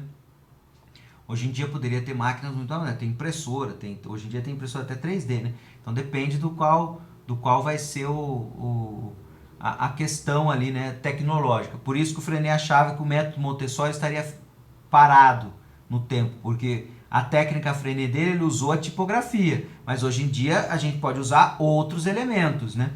Desde que construídos coletivamente. Então, por mais que queira, por exemplo, trazer o Twitter como uma ferramenta, ele precisa ser gerido coletivamente, ou seja, a sala toda precisa ter a senha, a sala toda precisa tweetar, né? Porque o Twitter, o Facebook, o Instagram são ferramentas individuais, né? Egoístas, eu diria, ególatras, né? As pessoas, né, desenvolvem o seu próprio ego ali, meio que ela serve para isso, né? Para tirar foto bacana, do jantar bacana, do look bacana, da piscina bacana, do sítio bacana, né? Teria que ser gerido coletivamente, né? Um blog talvez fosse mais parecido com o que ele poderia pensar como uma imprensa escolar aí, né? Então, o espaço da aula é um espaço que às vezes é organizado como um ateliê. Então, na sala de aula do Freinet, não tem a mesa do professor e cadeiras do professor, né? Imprensa escolar. Então, essa ideia de trazer aprender a escrever, escrevendo, contando às outras pessoas, colaborativamente, reescrevendo também essa ideia, corrigindo o texto. Então, o texto livre ele é corrigido, né? E aí que, de alguma maneira, se desenvolve, por exemplo, a gramática, né? A língua portuguesa. O livro da vida, né? Esses registros de pensamentos e sentimentos ao longo do ano escolar, em cada classe, em variados formatos. Então, esse livro onde as crianças podem ir escrever coisas que elas estão pensando e sentindo, e isso vai crescendo ao longo do ano, que depois ele é retomado e conversado, né? A ideia de plano de trabalho, onde o professor se reúne com os alunos, eles traçam um plano de trabalho do que eles vão realizar naquela semana, naquele mês, naquele bimestre. Então, em pequenos grupos, sob orientação do educador, as crianças desenvolvem um plano a ser realizado num certo intervalo de tempo, registrando as ações em fichas. Vocês vão ver isso, por exemplo, nos vídeos que eu deixei para pós-aula. Tem um momento que eles explicam exatamente como funciona essa roda de conversa, né? Onde se decide o plano de trabalho entre o professor e os alunos. O professor dá-lhe algumas opções e os alunos votam, né? Escolhem juntos o que eles querem seguir. A roda de conversa, né? As crianças contam as novidades da casa, essa ideia de trazer a vida para a sala de aula, né? A aula passeio, muitas vezes chamada de estudo do meio, né? Ou aula descoberta, né? A autoavaliação, que é bem interessante, ele cria essas fichas, né, preenchidas pelos alunos como uma forma de registrar a própria aprendizagem, acompanhando esse processo. A ideia de que os alunos faziam uma autoavaliação. Então, isso é uma coisa que até eu inseri no nosso próprio curso, para que vocês façam uma autoavaliação como parte das atividades avaliativas desse curso, onde vocês podem registrar a própria aprendizagem, o que aprenderam, né, analisar o próprio desempenho, né, a correspondência interescolar e interclasses também, né, não só entre escolas, mas entre as próprias escolas, né. Fichário de consulta, essas fichas criadas por alunos e professores para suprir as lacunas deixadas pelos livros didáticos convencionais, que ele chama no texto que a gente selecionou de biblioteca de trabalho, que é aquele que as pesquisas, os textos, os repertórios, a pesquisa, o trabalho já feito por uns alunos, formam uma biblioteca, que é uma biblioteca paralela ao próprio material didático, a própria biblioteca da escola. Então, o acervo de anos anteriores, né, o trabalho de anos anteriores, vira um acervo para os anos seguintes. Isso é bastante interessante porque cria uma espécie de... A mesma ideia da correspondência escolar, né? Aquilo que é produzido pode influenciar outras pessoas, né? E pode, com isso, valorizar o trabalho daquele que está fazendo, né? Então, essas fichas criadas no desenvolvimento, que também podem, inclusive, ter outras formas de explicar o jeito de fazer um cálculo, um acontecimento histórico, que pode ajudar nessa tentativa de explicar o conteúdo para pessoas, para grupos de alunos que às vezes não estão ali na própria explicação que você está dando, entendendo o assunto, né? Às vezes, se ele lê o assunto explicado por um aluno do ano anterior, ele compreenda melhor, né? O texto livre, que é uma outra técnica que eu estou tentando adaptar para a nossa situação, assim, então aqui não é a ideia de um texto livre total de vocês, mas a ideia de que vocês vão poder ter liberdade total em termos de forma da escrita, né? Mas o tema eu acabei delimitando, que é utilizar essas pedagogias para pensar a formação de professor, né, a sua formação, revisitando os professores que tiveram no ensino médio. Mas aqui é o espírito de conceder a palavra ao aluno, facilitando-lhe a sua comunicação. Também é importante criar um ambiente que acolha, ouça, discuta, valorize e aprimore sua expressão. Então, o texto livre ali é o central na metodologia. Então, por isso que tem essa ideia de acolher, ouvir e discutir esse texto, porque depois ele era corrigido, era nele mesmo que se aprendia os conteúdos curriculares, né? E o jornal de parede, que a gente já colocou aí uma imagem com as 4 perguntas que também o aluno, né, pode ali pesquisar, né?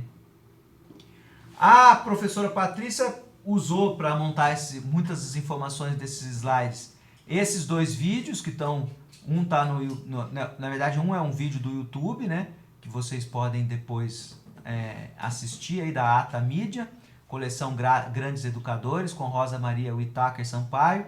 Esse blog das freinéticas, né, que são aí as freinéticas, freinetianas, e essas 2 obras, né, 3 porque ela cita uma terceira, né, a Marisa Del Ciopo Elias, Celestin Frenan, uma pedagogia da atividade e cooperação, e também da Rosa Maria Whittaker Sampaio, Frenet, Evolução Histórica e Atualidades. Além desse livro gratuito na internet, em homenagem aos 50 anos do seu falecimento, da Revista Ibero-Americana de Estudos em Educação da Unesp de Araraquara.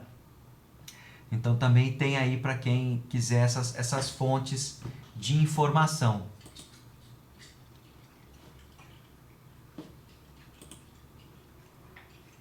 É isso, pessoal. Mais ou menos eram essas algumas informações que eu queria trazer para vocês do Frenet. Então agora tô aberto aqui para perguntas, dúvidas, informações,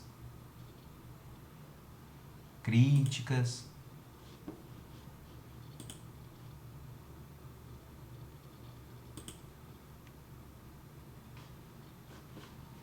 Peraí, eu vou aproveitar agora e ler algumas coisas que estão aqui. Não vou, mas Débora escreveu que não vai mais conseguir ler Paulo Freire sem pensar como uma versão brasileirada da pedagogia Frenet. O Paulo Freire. Eu diria que o Paulo Freire, na verdade, também tem o Paulo Freire insere-se numa questão próxima ali à teologia da libertação, né? De usar o processo educativo como conscientização popular da população, né? Da situação opressiva que vivem, né? E não isso não está no horizonte essa politização tão grande não está no horizonte do Frenet, né? Então acho que esse ponto é um ponto bem importante de distinção, né? Talvez o que você esteja pensando é na questão da técnica mesmo escolar, né? Daí sim pode ser que o Frenet tenha influenciado sim nessa coisa da didática, né? Tem um professor que participou de uma reunião do PIBID que fazia essa troca entre os alunos dele da escola pública e da particular, mas eram cartas e não jornais. O professor da escola pública, do ensino médio, né, que trabalhava numa escola pública, trocava cartas entre os alunos da escola particular e pública. É isso, Débora?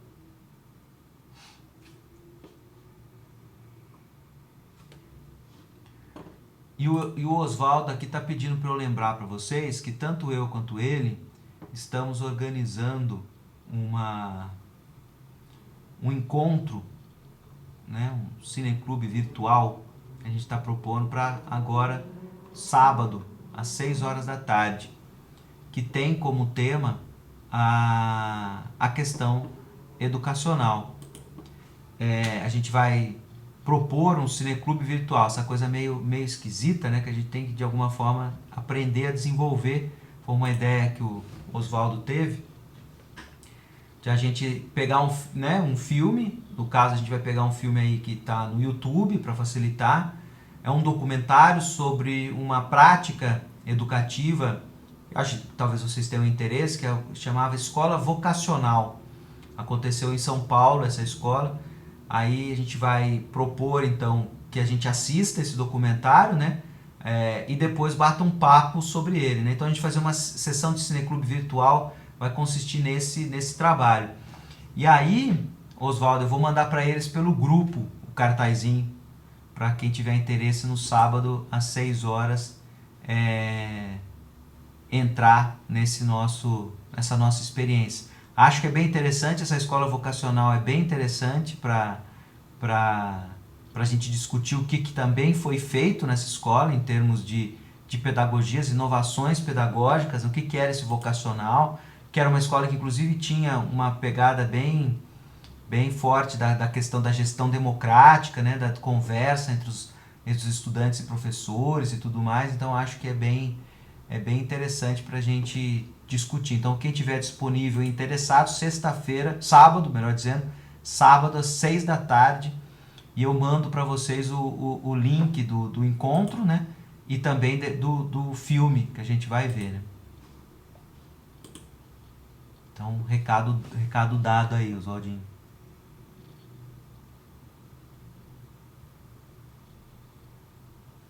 E aí, pessoal? Ninguém tem nenhuma questão, nenhuma observação?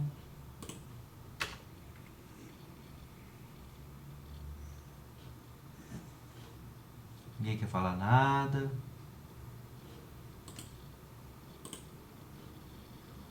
Professor, acho que é uma questão que já deu para pelo menos imaginar um pouco de como funcionaria, mas eu não sei se tem alguma informação mais concreta da fonte dele mesmo, do que o Freire escreveu, porque deu a entender que, falando dos momentos, né, que os alunos construíam a própria cartilha, que eles determinavam o plano, o planejamento dos próximos passos e tal, mas como isso se relacionava com o currículo, sabe, com o que era determinado que eles deveriam aprender naquele ano, naquela série. Eles pegavam provavelmente funcionaria de uma forma diferente lá na França e tal, principalmente como funciona hoje no Brasil, né? Mas talvez como seria essa dinâmica, né? Porque eles eram entendido que eles deveriam aprender e como eles se organizavam em torno disso, já que o professor trabalhava muito em torno dos interesses deles, né? E não só no que estava determinado que eles tinham que aprender naquele momento.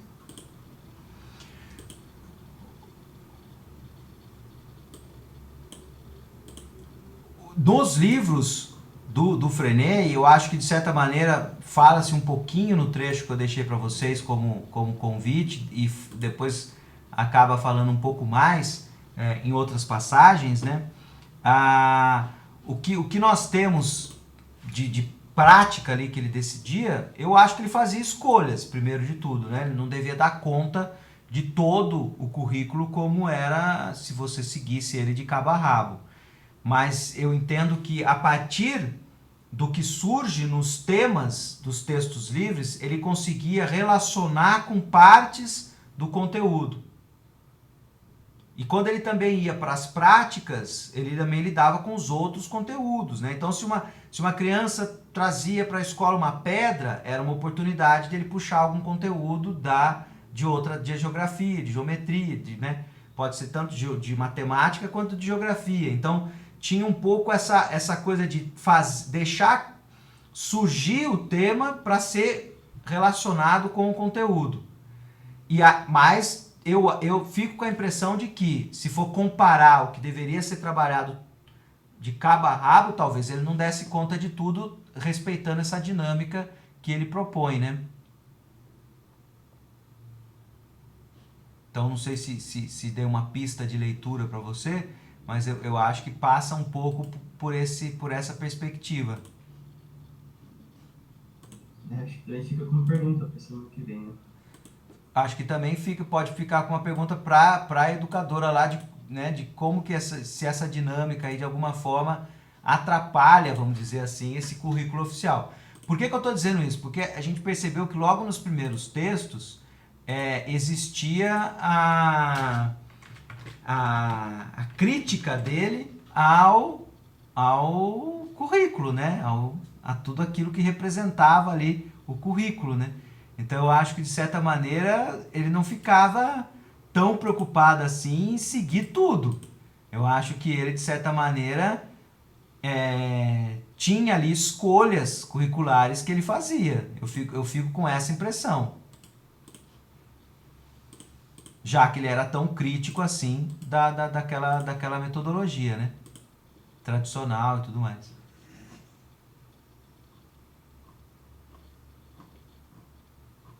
Eu ainda estou tentando aqui achar as imagenzinhas da prensa daquela época.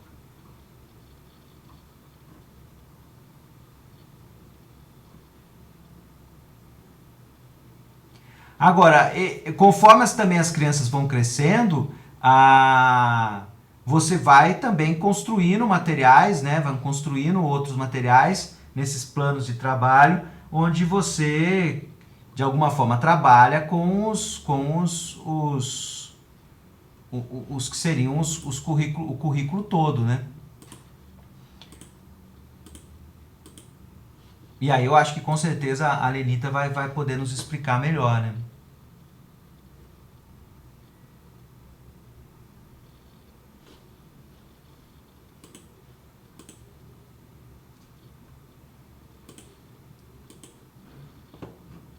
E aí, pessoal?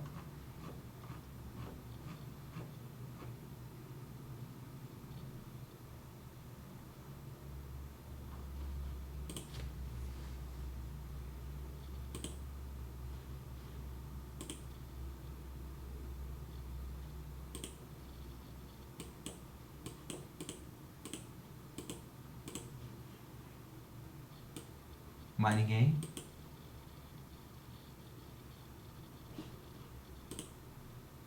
Pessoal no chat, André. A Débora falou que achou o Freneu mais legal, é uma das minhas favoritas, por ser mais próximo da realidade que a gente vive. Eu tentei ressaltar isso, né? Eu acho que o que é mais próximo, o texto dele, inclusive, é mais próximo, por ser um texto de alguém que trabalhou e depois escreveu, né? Prof, quando se seleciona a melhor carta, o texto e sala para essa correspondência escolar, não vai de antemão às suas próprias práticas? Não vai de antemão?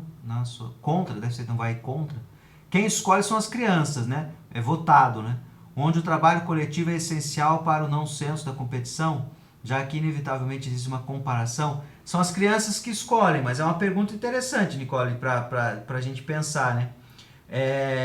Ele acredita que não, assim, que eles faziam uma espécie de leitura. Também tinha uma coisa daqueles que querem, né? Ir lá ler.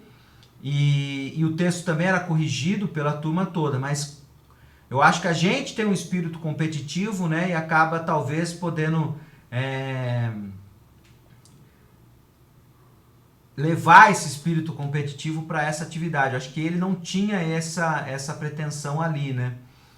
Ele não precisava se preocupar com a competitividade, né? Hoje a gente está inserido num mundo talvez muito mais competitivo do que aquele.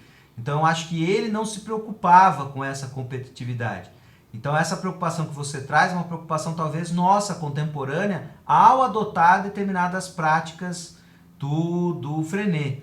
Então talvez essa é uma preocupação que a gente tenha que ter. Será que se eu, ao instituir essa prática do texto livre e depois dessa ideia de seleção do texto para ser impresso, eu vou estar gerando um clima de competitividade e não de cooperação entre os alunos? Pode ser. Isso pode ser talvez pensado da ideia de talvez escrita coletiva de textos, onde as partes dos textos, os melhores textos, podem compor um texto que saia com o nome da sala, e não um texto que saia com o nome do aluno A ou B.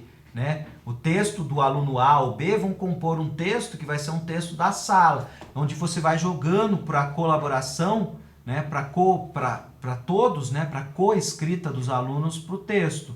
Então, acho que dá para a gente ir criando mecanismos que a gente contorna uma dificuldade que talvez seja muito mais nossa hoje, ao trazer essa prática para a gente hoje em dia, do que...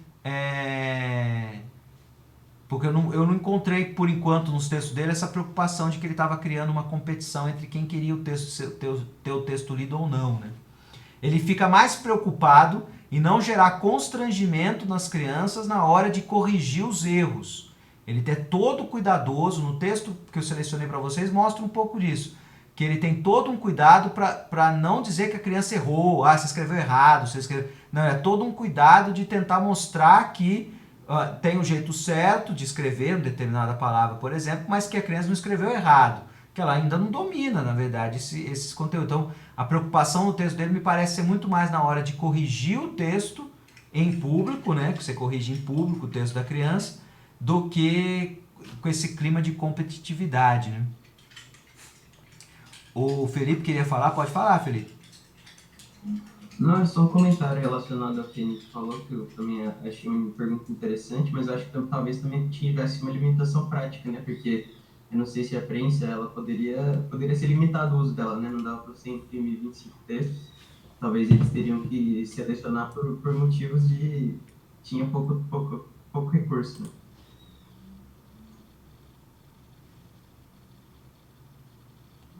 Pode falar, Oswaldo.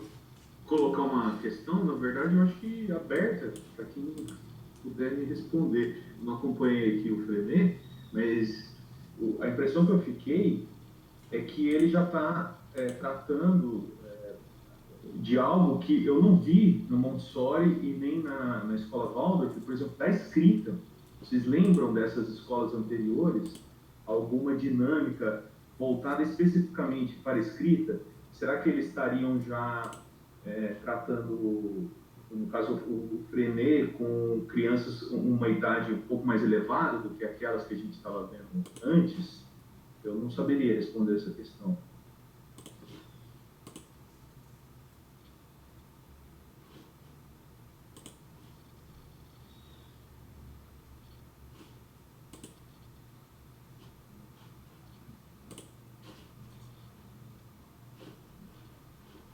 Eu também entendi isso da Débora. A gente viu muito o jardim, né? No caso da Montessori, principalmente, os primeiros anos de vida, né? Eu acho que trouxe o recorte do Frenet para crianças já alfabetizadas ou em processo de alfabetização. Talvez seja isso. Mas, por exemplo, a gente viu algo que talvez seria interessante da gente conhecer, né? Acho que cada um individualmente se aprofundando.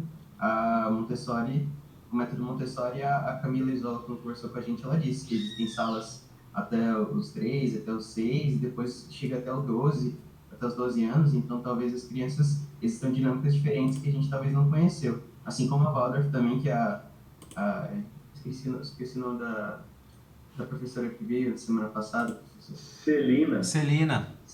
Obrigado. Que ela também falou do ensino fundamental de como eles produzem algumas coisas, né? Eles recebem um texto do professor, e eu acho que... Eu não lembro tanto da escrita, talvez não foi uma coisa que eu não guardei, mas acho que tem isso que a Débora falou, da gente ter visto muitas crianças mais novas nas outras. Eu acho que foi até uma questão que talvez tenha sido o próprio Felipe que colocou sobre a educação de adultos com essas pedagogias. E vocês chegaram a alguma resposta? Eu cheguei a uma resposta provisória, que é fazer isso que a gente está fazendo, ficar debatendo o método de educação, refletindo sobre a educação, talvez faria parte da educação para adultos inspirados nessa pedagogia.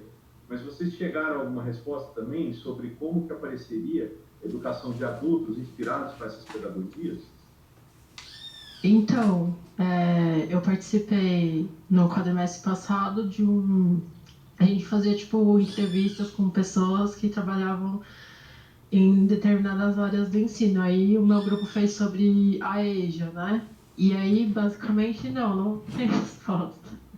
porque a realidade dos alunos da EJA é muito diversa. Então a gente falava, tá bom, mas como é que vocês fazem em relação ao currículo? Se é que tem algum ou material didático, assim, aí ela falava que depende de cada lugar. Tem lugar que cria o próprio material didático, mas não tem um material comum a todas as EJAs. E cada lugar é bem específico, assim, então eles acabam criando os próprios métodos e esse tipo de coisa. A Débora está inscrita? Aqui não tem inscrição não, pode ir falando. Não, eu só queria dizer que eu acho meio complicado quando a gente pensa na pedagogia Waldorf e na Montessori para adultos, porque eu vejo elas como uma coisa muito expositiva, tipo, de mostrar para a criança um primeiro contato com o mundo de uma forma, digamos, mais cuidadosa, para ela ter, tipo, uma visão de mundo não tão egoísta, né? Vamos usar egoísta nesse momento, como a gente tem. Então eu acho que seria meio complicado adaptar isso para adultos, porque adultos já têm uma visão formada de mundo. Então eu acho que se fosse adaptar uma dessas pedagogias para ensino de EJA, por exemplo, seria mais fácil, acho que mais didático usar Frenet, que leva muito em consideração o trabalho em equipe, e entender o meio que essa criança, né, que essa pessoa está inserida, do que tentar usar os métodos expositivos da pedagogia Montessori, por exemplo.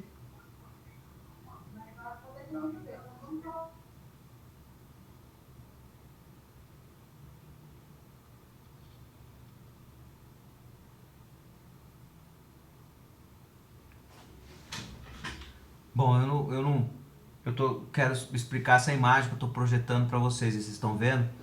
Essa é uma biblioteca de tipos, né? E aí eu finalmente achei as imagens que eu queria mostrar para vocês. E aí dessa biblioteca de tipos, né? Que são as letrinhas, são os tipos, né? Ele tinha que montar essa biblioteca nessas fileirazinhas aqui, né? Que era o que formava as palavras e, consequentemente, frases, porque isso também naqueles tipos lá tem o espaço, né? E aí isso era montado naquela mesa que vocês viram lá as crianças manejando, que é essa daqui que parece um tostex, né? Vai fazer um misto quente aí, né? E depois você passava eu gosto da história da tecnologia, por isso que eu fui atrás de mostrar isso para vocês, que eu acho que é legal da materialidade. Que é um outro formato, né? A Tostec você de fato pode prensar ali. Esse daqui é com rolinho, né? Então você põe, tá vendo ali, acho que tá dando para ver, né? As frasezinhas, né? Nessas guiazinhas para ficar reto, né? E um rolinho ali, né? Então você punha o papel em cima desse texto, né? E passava o rolo que marcava o texto, né? Isso era uma técnica nova nos anos 20, 30, quando ele começou, né? Então, por isso que na visão dele isso poderia ser renovado, né? Hoje em dia com outras técnicas. De fato, Montessori a gente acabou focando, porque o texto da Montessori acaba sendo mais focado mesmo nessa educação inicial das crianças, como uma espécie de preparação para a alfabetização, né? A impressão que eu tenho é que apesar de existirem, né, as Montessoris de fundamental e médio, a gente acabou não entrando tanto assim nas suas didáticas, porque de certa maneira eu precisava fazer um recorte, né? Se fosse para a gente entrar nessas didáticas mais detalhadas de cada uma delas, a gente levaria muito mais tempo e teria que reduzir ainda mais, né, os autores. E eu acho que para frente vocês vão ter disciplinas de didática, de metodologia, de práticas, onde pode ou não aparecer esses autores e onde vocês também podem provocar o professor para falar sobre esses autores se ele tiver no repertório, né? Por exemplo, na semana passada que a gente conversou com a Celina Bragança, ela chegou a falar, né, No caso da Waldorf, a alfabetização só ocorre após, né, o primeiro setênio, então só a partir do que seria o 7º para o 8º ano na criança, o segundo setênio, que começa esse processo de alfabetização, e que há sim ali uma questão de escrita de pessoal, de texto livre, né? Ela falou, por exemplo, que uma das tarefas do ensino desse segundo setênio, a tarefa final é que os alunos produzissem a biografia de alguma personalidade, né? É livre, né? Essa biografia não é só texto, você pode colocar ali imagens, pode colocar desenhos próprios e tudo mais.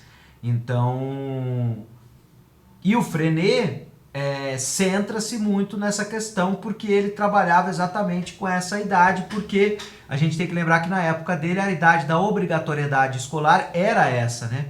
Antes da alfabetização, que aí não é no primeiro setênio, é um pouco antes, ocorre entre o 6º e o 7º ano de vida da criança, que era onde começava a escola a ser mais cobrada, né? Obrigatória. Então essa coisa do jardim, de estar na escola com 2, 3 anos, ele não enfrentou porque na escola pública daquela época não tinha, né? A escola pública começava nessa idade de alfabetização. Então ele, na verdade, esse método era de quase de alfabetização mesmo, né? Da criança. E então talvez por isso que talvez ele soe ter muito mais proximidade de coisas que a gente pode atualizar para a nossa prática de hoje em dia, por ser, né, algo que está mais ligado a uma proximidade maior do ensino fundamental e médio, né?